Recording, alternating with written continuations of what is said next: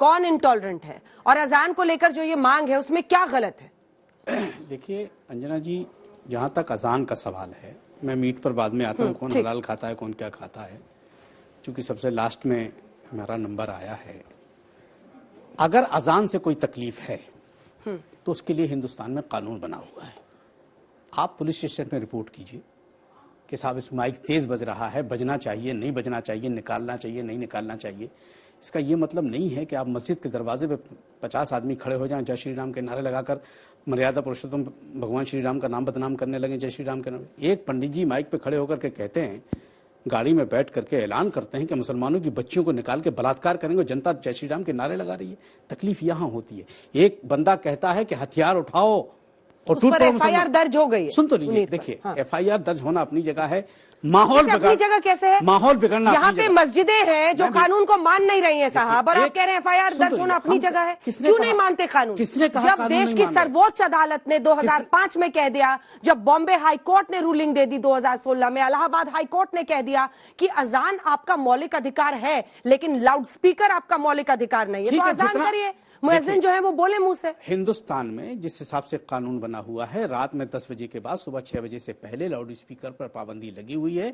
जितनी वॉल्यूम की इजाजत है उतना ही बचता, उससे आगे नहीं बचता है। अब आ जाइए आप हलाल मीट पर। ये कह रहे थे कि 500 आदमी मुसलमान अगर यहाँ बैठे होते तो सारे लोग।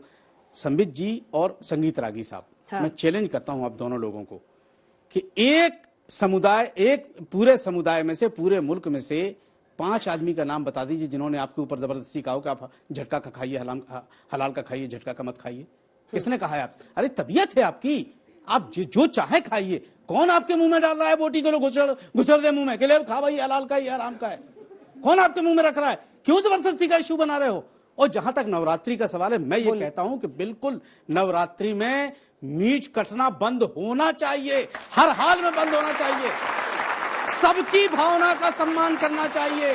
अगर आप नहीं खाते हैं तो आपके इलाके में नहीं कटना चाहिए। तो अगर कारोबारियों का क्या होगा? अगर पूरे मुल्क के उनकी दुकान बंद हो जाएगी, उनकी रोजी रोटी का आप पैसा देंगे?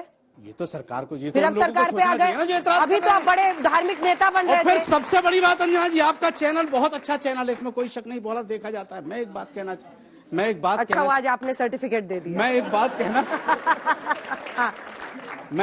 कहना चाहता हूँ कि खाली छोटे मझोले व्यापारियों पे ही तकलीफ है। ये बड़े बड़े जो अलकबीर जैसे संस्थान खुले, 5 स्टार होटलों में जा रहा है, उस पर नवदुर्गा नहीं होती है क्या? उस पर नवरात्रि नहीं होती है? उस पर पाबंदी नहीं लगेगी? जो आपने सवाल किया कि गरीब का पेट कहां से पलेगा, ये तो उन लोगों से पूछो ना जो ये ऐलान करते घूम रहे हैं कि अगर दुकान खुलेगी तो हम शटर गिरा देंगे और तुम्हारा सारा नष्ट कर देंगे। ये उनसे सवाल होना चाहिए, ये सवाल हमसे नहीं होना चाहिए। ये अलकबीर जैसे जो कत्ल खाने खुले हैं, इस पे कत्ल खानों और बड़े बड़े 5 स्टार्स पर तो पाबंदी नहीं है, बस कारोबारियों को बंद कर रहे हैं आप। देखिए अंजना जी, कुछ वाजिब विषय भी हैं इसमें।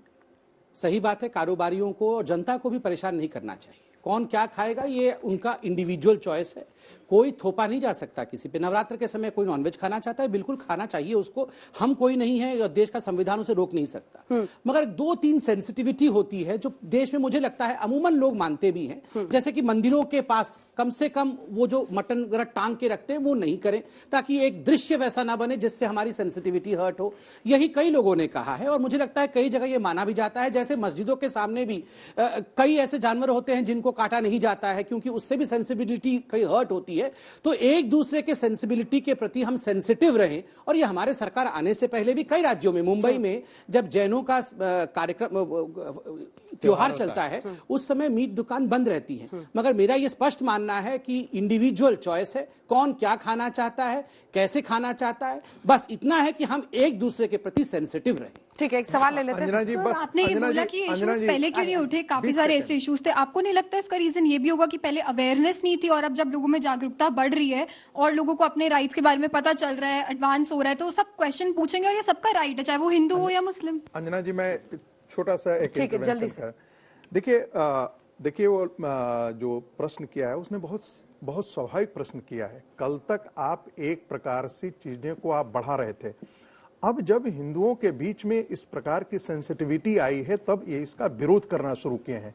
जब विरोध करना शुरू किए हैं तब आपको लगता है कि वैमनस्य था, यानी कि आपका जब एक तरफा एजेंडा चल रहा था उस एजेंडे में जब रुकावट आ रही है तब आप कह रहे हैं वैमनस्य। अभी तक एजेंडा चला रहे थे। 10 सेकंड से ज्यादा नहीं।